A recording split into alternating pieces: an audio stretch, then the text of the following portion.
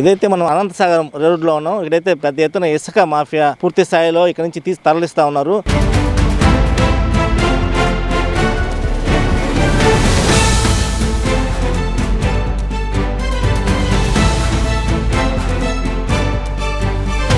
పోలీసులు కూడా ఇప్పుడు వచ్చే వెహికల్ని కూడా చూశారు. ఇప్పుడే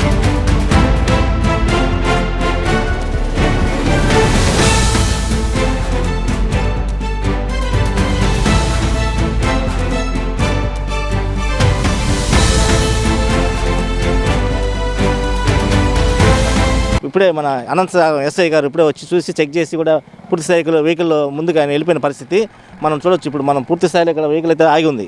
పెద్ద ఎత్తున ఇది బెంగళూరుకి ఏదైతే బద్వేలు మీదుగా కడప మీదుగా బెంగళూరుకి తరలిస్తున్నారని సమాచారం. పూర్తి స్థాయిలో వందలాది లారీలు ఏదైతే మినిస్టర్ ఆనం రామనారాయణ రెడ్డి ఏరియాలో అర్ధరాత్రి పూట పూర్తి స్థాయిలో ఇంత పెద్ద ఎత్తున జరుగుతున్నా కూడా పట్టించుకునే పరిస్థితి లేదు. ఇప్పుడు మనం దాదాపుగా టైం కావస్తుంది. ఇప్పుడు దాదాపు 8 పైనే అవుతుంది టైం. మామూలుగా రీచ్ అయితే 6 గంటలకు క్లోజ్ అవుతుంది. రీచ్ కూడా పర్మిషన్ లేదని చెప్తున్నారు. పోలీసులు వచ్చి ఇక్కడ ఫస్ట్ ఆపారు. దీన్ని ఎస్ఐ వచ్చి ఇక్కడ చూసి చెక్ చేసిన పరిస్థితి వెళ్ళిపోయాడు. ఇక్కడ అయితే లారీ తోలుకు వస్తున్న వ్యక్తి మన పక్కన ఉన్నాడు. అసలు ఏంది ఎక్కడి నుంచి తీసుకొస్తున్నావు వేసుకుని?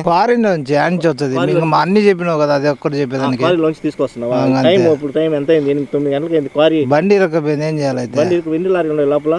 4 ఉన్నాయి. 4 లారీలు ఉన్నాయి. నా బండి రకపోయి బండ్లన్నీ అట్నే ఆగిపోయినాయి. ఇప్పుడు తొలొచ్చా? ఆగిపోవచ్చు కదా, అక్కడ రీచ్ పర్మిషన్ లేదు కదా. మాకేం తెలుసు అన్న. ఇంత జరుగుతున్నా కూడా మినిస్టర్ రామనారాయణ రెడ్డి ఏరియాలో ఎవరు పట్టించుకునే పరిస్థితి. రెవెన్యూ వాళ్ళు కావచ్చు, పోలీసు కావచ్చు.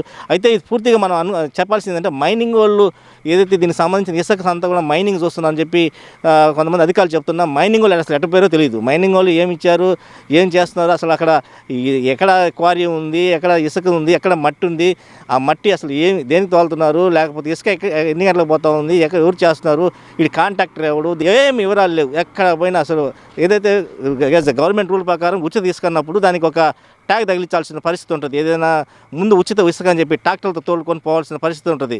ఈ పెద్ద ఎత్తున టెప్పర్లు తీసుకొని వెళ్ళిపోయి దానికి కనీసం ఇది గవర్నమెంట్కి సంబంధించిన ఇసుక అయితే అక్కడ మనం ముందు బ్యాన్ కట్టాల్సిన పరిస్థితి, నిబంధనల ప్రకారం ఉండాల్సిన పరిస్థితి ఉంటుంది. కానీ ఇంత దరిద్రంగా ఇంత ఘోరంగా ఆత్మకూరు నియోజకవర్గంలో ఇసుక మాఫియా నడుస్తున్నా కూడా నో పోలీస్, నో రెవెన్యూ, ఏదైతే మైనింగ్ అధికారులు ఎట్ట పేరు తెలియని పరిస్థితి, దారుణమైన పరిస్థితుల్లో ఆత్మకూరు ఉందని చెప్పొచ్చు. వాళ్ళకి ఫోన్ వచ్చింది, ఎస్ఐ గారికి వెళ్ళిపోయినాడు పాపం. వీళ్ళు చూస్తే దారుణంగా వెళ్ళిపోతున్న పరిస్థితి మన కళ్ళ ముందు చూస్తున్న విజువల్స్లో. పోలీసులు పాపం ఆపారు. ఆపిన తర్వాత వాళ్ళు బెదిరింపు కాల్సి వచ్చాయో ఏమో తెలియదు, కానీ మొత్తాన్ని అయితే వెహికల్స్ అయితే పంపించేశారు ఇసుక లారీని. ఇదే పరిస్థితి తెల్లవారుజామున ఉంటుంది. ఇంత దారుణమైన పరిస్థితుల్లో పోలీసులను భయపెట్టి, ఏదైతే రెవెన్యూ వాళ్ళని భయపెట్టి, ఏదైతే ఇక్కడ రాజ్యం నడిపిస్తున్న పరిస్థితి. వీడియో జర్నలిస్ట్ ఆరిఫ్తో 9 టీవీ రమణారెడ్డి, సోమశల నుంచి.